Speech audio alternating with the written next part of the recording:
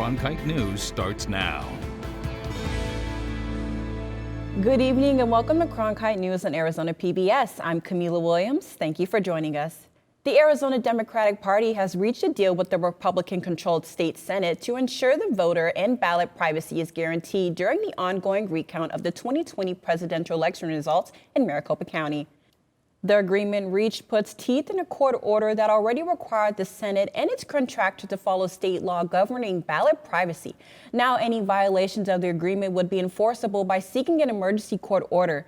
The agreement also formalizes a deal allowing the Secretary of State to have 3 observers inside the Veterans Memorial Coliseum at the state fairgrounds while the count is being conducted. A federal judge struck down a national eviction moratorium, potentially leaving millions of Americans at risk of losing their homes 2 months earlier than expected. The Centers for Disease Control and Prevention has banned most evictions across the country since September. The protection was extended until April and later through June. Some 1 in 5 renters across the U.S. are behind their payments amid the coronavirus pandemic, and the states are scrambling to disburse more than $45 billion in rental assistance. Senator Mark Kelly visited Red Mountain Ranch Elementary School this morning, where he met with students and personnel to discuss things STEM, space exploration, and the unveiling of a hallway named after him. I'm going to be somebody that's going to advocate tirelessly for a couple things. One thing is innovation.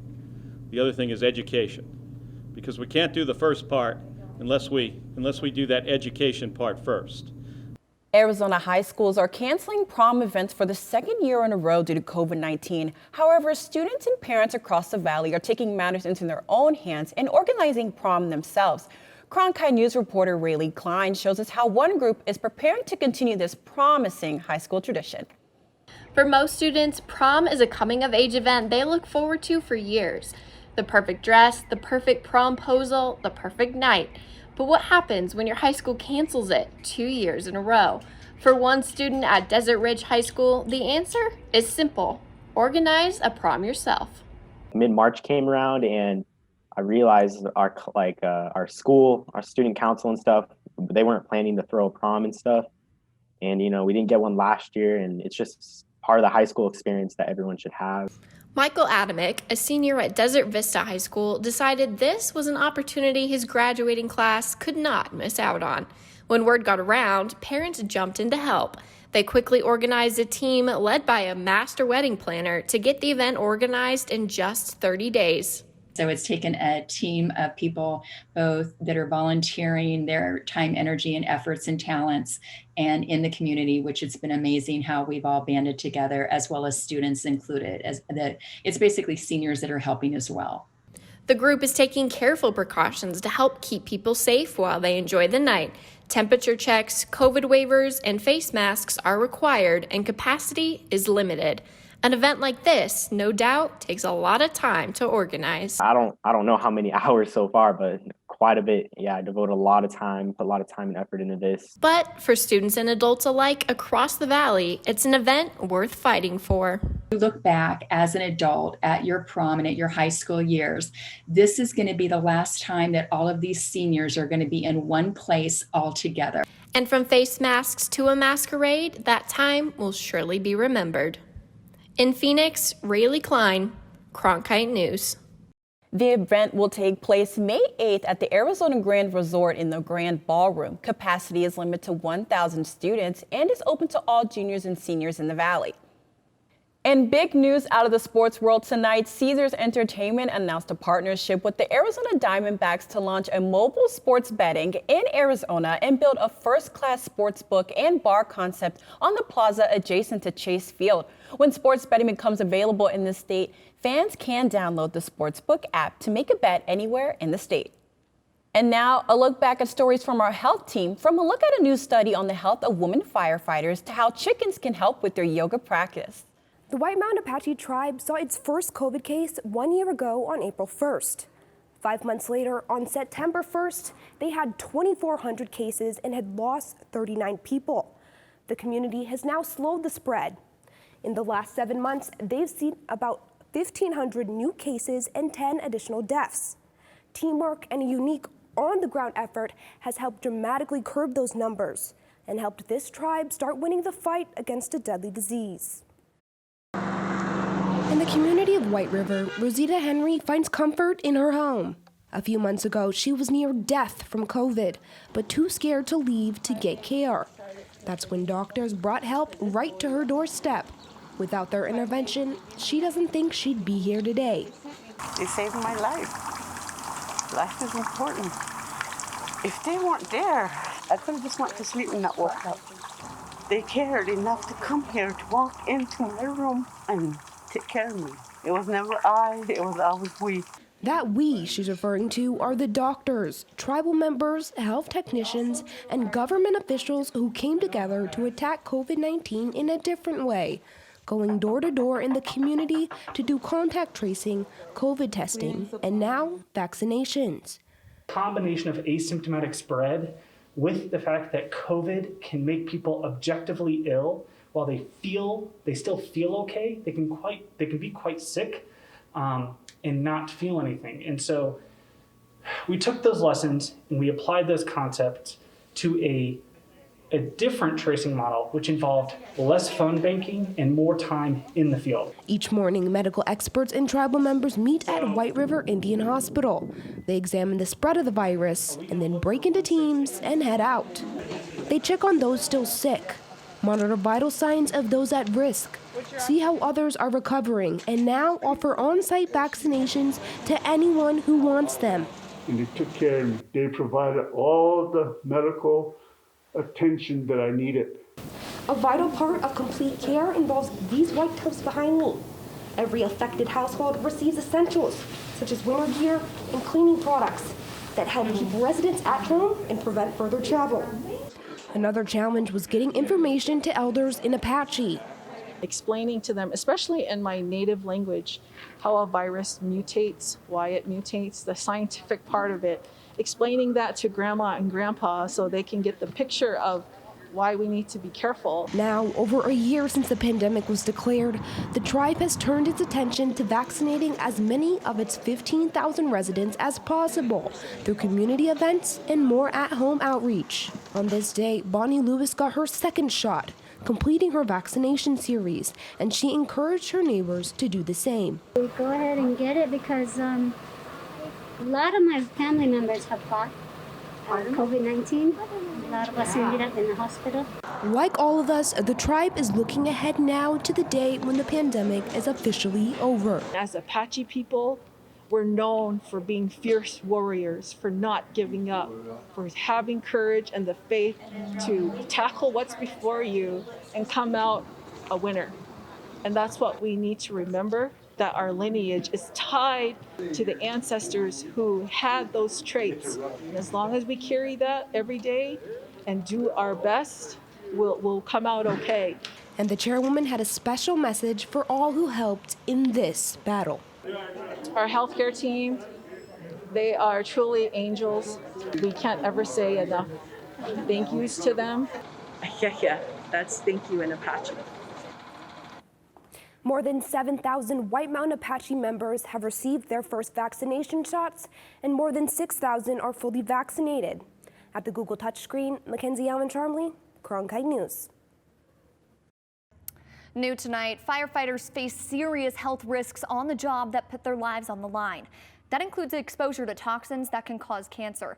But much more is known about the dangers facing male firefighters than women in the service. Cronkite News reporter Jackie O'Neill tells us how some Arizona researchers are trying to fix that. Researchers at the University of Arizona have launched a 3-year study to better understand the dangers women firefighters face. They're looking at stress levels, cancer risk, and reproductive health. The goal? To help protect those working to keep us safe. Nicole Minnick found her calling as a firefighter almost 2 decades ago. So when I moved out here, I did see an ad in the paper. It was right after 9/11. The Glendale was testing, and at that time, all the cities in the valley started testing at the same time. And so I just got involved, and really it was just my path. 7 years later, Minnick gave birth to her first child, a daughter named Kendall. But when she tried to seek guidance about the risk of firefighting and breastfeeding, she hit a roadblock. I had gone back to work, and I was still nursing, and so I was pumping at work.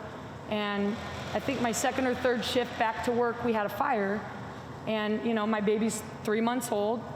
And I was like, well, I probably shouldn't nurse her. How long do I need to pump and dump? And I called the fire department, and they had no idea. What Minnick encountered is just one example of the unique health concerns that women in the fire service face. A new study at the University of Arizona will address some of those issues. Women firefighters have a number of questions that they want research to answer. Some of their major concerns are around mental health, so stress, mental health, PTSD, also reproductive effects of firefighting, and then finally, cancer risk of firefighting. Burgess and a team of researchers are recruiting 200 women from fire departments across the country to examine adverse health effects. It's research that is long overdue. Man, even in our first studies, we had a lot of people that were asking questions about the health of women in the fire service. So women who were participants in our studies, who would say, do you know anything about, you know, miscarriage or any of those types of things? And often the answer was, there's just not data out there. After her experience years ago, Minnick joined a study about breastfeeding and firefighting. She isn't taking part in this latest research, but applauds any effort that helps keep her and her colleagues safe on the job. When we get hired, we're young and we're invincible. And then you start to see the realities of the job pan out in tragic ways. And then, you know, all of a sudden you're like, well, I don't really want that to happen to me. So when you see your brothers and sisters actually die from the cancers of this job, it becomes reality. So we're going in the right direction for sure now.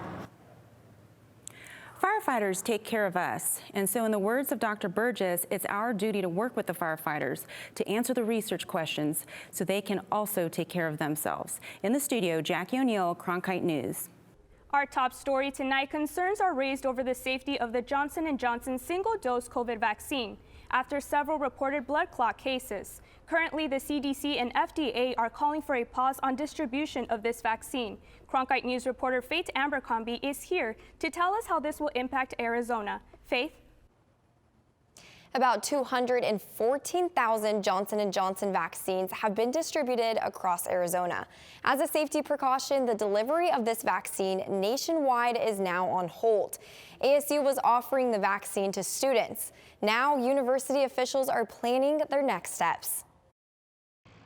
ASU student Julia Gallardo woke up to an email saying that her Johnson & Johnson vaccine scheduled through the university was canceled. We just woke up, they said no, we were like, we still want to do it. Out of the 6.8 million J&J vaccines distributed across the country, severe blood clots were reported among 6 individuals, according to the CDC. One of the questions that they will be diving into in the next couple of days at the CDC's advisory committee meeting to figure out, number one, if these events were associated with the vaccination or not, and also to identify whether or not there is a common thread among the case histories of these 6 women.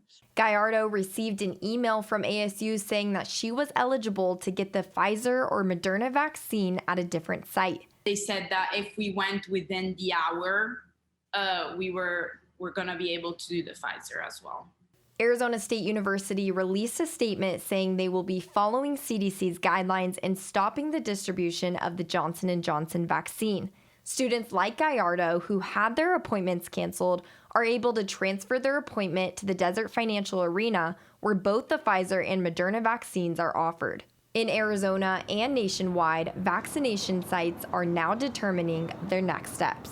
There are community-based organizations that have scheduled Johnson & Johnson vaccines this weekend into this weekend. And so they're going to now have to make some adjustments to their contracts, to the facilities that they're renting, to everything about their event. And that's a major inconvenience for, folks setting up those kinds of events. According to the White House COVID-19 response coordinator, the Johnson & Johnson vaccine made up about 5% of recorded shots distributed across the country. The Arizona Department of Health said that even though the blood clots are extremely rare, they will continue to follow the CDC and FDA's guidelines. In the studio, Faith Abercrombie, Cronkite News. Feeling stressed? Well, there's a new form of yoga you might want to try to soothe your ruffled feathers. Cronkite News reporter Ivory Ward tells us why chicken yoga is the newest trend in animal therapy. It's not often you see people excited about working out. But few workout classes involve chickens. That's right, as in chicken yoga. La Guitar Cat Cafe and Boutique is trying something new in animal therapy. Business owner Missy Pruitt says it somehow works for yogis to be surrounded by feathers. So I've heard of people that have a turtle for their pet therapy or a lizard for pet therapy, dogs, cats. I think it really depends on the person and that connection they have with the animal. According to Centers for Disease Control and Prevention, connections made with animals actually helps humans. Customer Emily Wilkins says it works. It would help people with anxiety and depression because it's really calming. And I think animals have a way to heal and calm people, and that's unlike any others. And there's chickens. Like, how many people get to say, like, oh, I held a chicken? Half a dozen chickens, a fluffy feathered breed called Silky, wandered around as people practiced their downward dog and cobra poses. A couple feathery friends got into the practitioner's personal space, and there was lots of laughter. Cafe co-owner Carrie C. says most customers have the same question: why chickens? It's fun and relaxing and a little bit exciting as well. Much more than regular yoga. There was a little cleanup after the class ended, but the memories will last a lifetime. In Phoenix, Ivory Ward, Cronkite News. The farmer who brought the chickens to yoga class says he's carefully tended his birds from birth and loves to give them treats during and after class. Then it's back to the farm until the next time. That's it for Cronkite News tonight. Thank you for joining us. Stay tuned for Break It Down. That's next. For top Arizona stories anytime, go to cronkitenews.azpbs.org.